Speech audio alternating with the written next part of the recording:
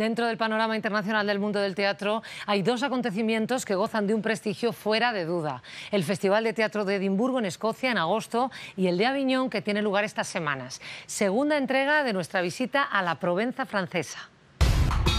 Nos refugiamos del calor y del alboroto colándonos en el Opéra Teatro. No hay nada más fascinante que los ensayos. Guy Cassier y Kathleen Dahmen nos cuentan qué han hecho con el Orlando de Virginia Woolf.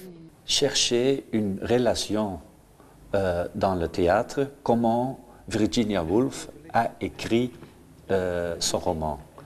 Dans le roman, il y a un livre dans un livre dans un livre. Il y a un historien qui raconte l'histoire de Orlando. Et on fait la même chose dans le spectacle.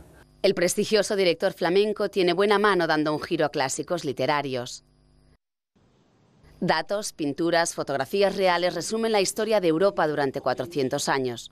Un juego de espejos que crean imágenes dentro de imágenes mediante 4 cámaras en lo alto del escenario. En terwijl zij enige tijd als in betovering hiernaar had zitten kijken, begon het te sneeuwen. Un himno a la vida, un personaje que no quiere morir, con sed constante de conocimiento y sin miedo al cambio. Elle va dormir et l'autre jour, quand il ouvre ses yeux, elle est femme. Et elle accepte ça. Ce sont des choses qui passent dans la vie pour elle.